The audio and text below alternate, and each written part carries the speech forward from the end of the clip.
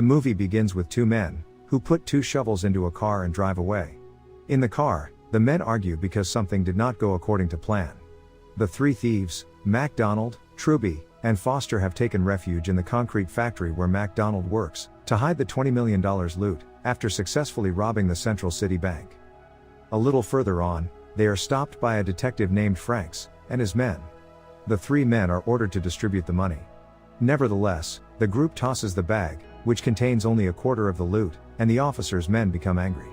The thieves claim to have $5 million each, and this is where things get ugly. A shootout ensues, during which Truby and Foster die.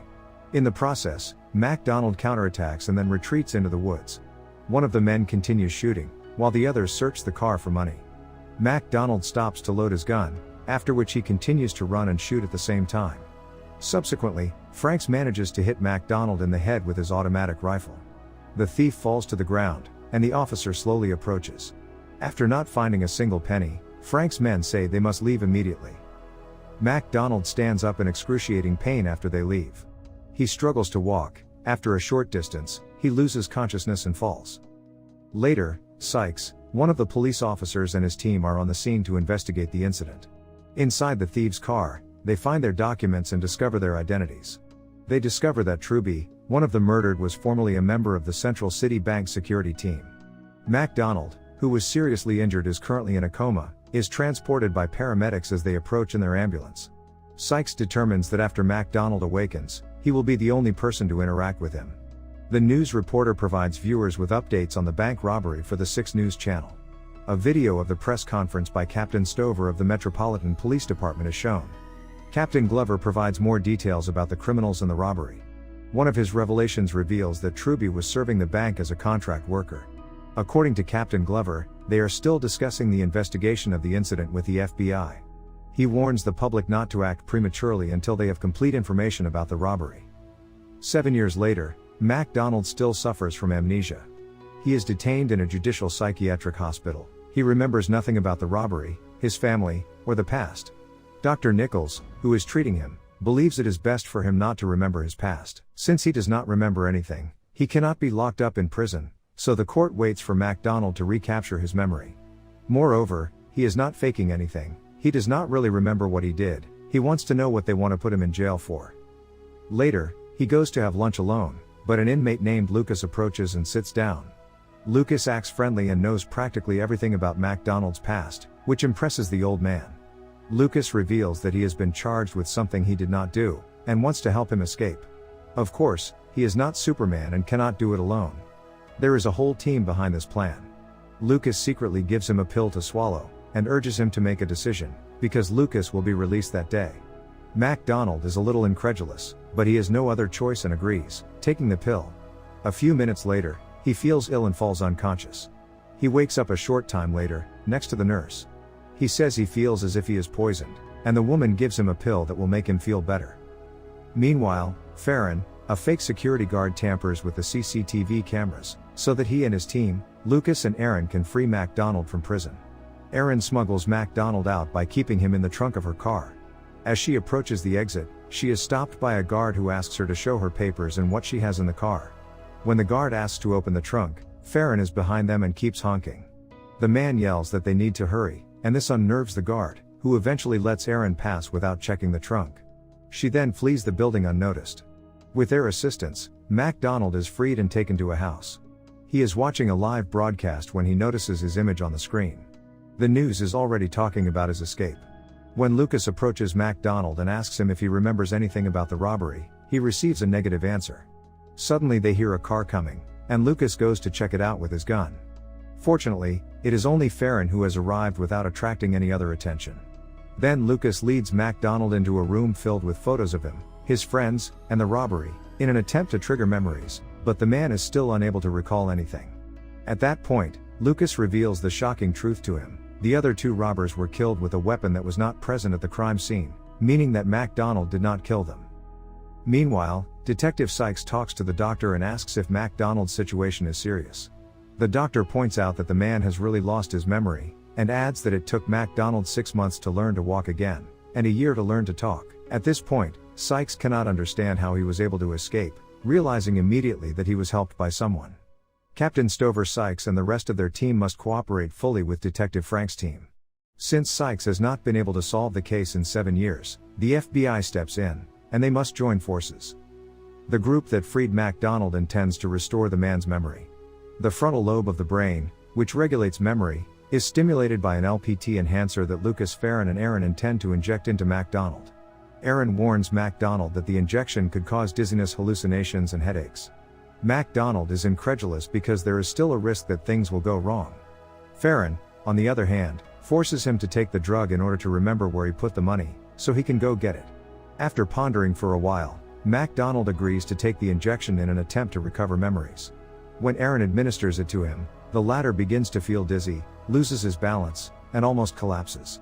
The old man begins to recall small details of where he hid the money, but then stumbles onto the balcony, alerting a passing police officer to their presence. The group immediately returns MacDonald to the house, and devises a strategy to get the cop out of their way. While Farron tries to calm MacDonald down, the other two leave the house, pretending to be interested in purchasing it. However, the policeman stops them and informs them that the house is in foreclosure. The two manage to convince the policeman that they obtained the house through the bank's auction. The officer asks for their ID card, but cannot wait for them to present it, because he receives a call. However, he orders them to obtain their ownership documents if they wish to stay in the foreclosed structure, before making a quick getaway in his car. After some time, MacDonald begins to remember his previous activities, particularly the robbery incident. Also, he realizes that the house he is in now is exactly the same house he used to live in before. That is why he keeps having flashbacks of his family. To find the place where he and his deceased partner had buried the money, the trio follow closely and pay close attention to everything he says. Realizing that the drug works, they all get into their cars and drive to the place where one of the thieves worked, so as to refresh MacDonald's memory. The man begins to remember more and more things, in particular an argument between him, Truby, and another guy who was not part of the group. MacDonald complains about the pain in his head, but Aaron tells him that this is normal and asks him to concentrate. He engages and remembers that the place where they hid the money is near a river that flows by a cement plant. They immediately get into the car and arrive at the cement plant, where he remembers hiding the money. Because of headaches, he cannot stand, and the group takes him inside the cement factory. Once there, he rests and remembers more and more details about the robbery, his family, and Detective Franks. Meanwhile, an agent discovers in the course of his investigation that Farron, the security guard, stole the identity of a person who had already died in a car accident. The agent updates Sykes on the phone, and when Sykes asks him about the cement plant where MacDonald worked, and whether they ever found out anything, he says no. But Sykes thinks they didn't look in the right place. They wander around the building, and MacDonald remembers hiding money in one of the conveyors. Lucas points out that the news announced that they buried the money, but MacDonald says they lied. As they search for the money, the agent who discovered Farron's identity, Carter, decides to visit the cement plant, and discovers that there are individuals inside.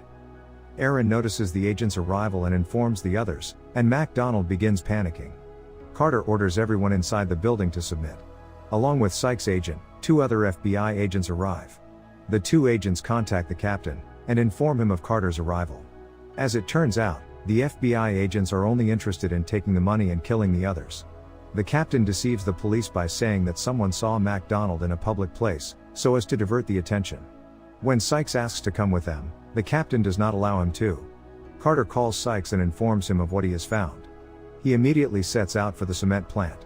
Carter carefully enters the building, and Farron and Aaron surrender. Also, Lucas and MacDonald find the bag of money. Frank's men arm themselves and head inside the building. Once they meet, a gunfight breaks out, during which Carter is killed. Aaron and Farron try to escape, but while the girl manages to hide, Farron unfortunately dies. Lucas witnesses this and freaks out. Enraged, he pounces with the pistol and brutally kills Frank's men. Farron's death weighs heavily on MacDonald. As we learn, Farron was actually MacDonald's son. Shortly thereafter, Franks and his men break into the building, and a new gunfight breaks out during which Lucas is shot. Lucas, distraught, directs MacDonald to go and retrieve the money from his hiding place. Sykes can hear everything that goes on inside the building, because he is nearby and has not interrupted his phone call with Carter. He listens to all of Frank's conversations with MacDonald, as Frank tries to shoot him.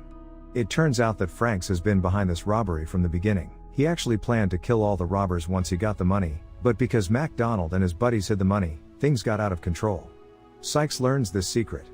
When the agent reaches the building, He easily kills Frank's men and gets closer and closer to him. In the process, MacDonald fills his money bag with pieces of metal to use as a shield. He then pulls out a gun and attempts to shoot Franks, but misses. Fortunately, Sykes arrives just in time and kills Frank, firing numerous gunshots. Finally, Sykes allows MacDonald to escape and hide with the money. Thank you for watching, but before leaving, please make sure that you click subscribe and turn on the notification so that you can enjoy watching more videos like this.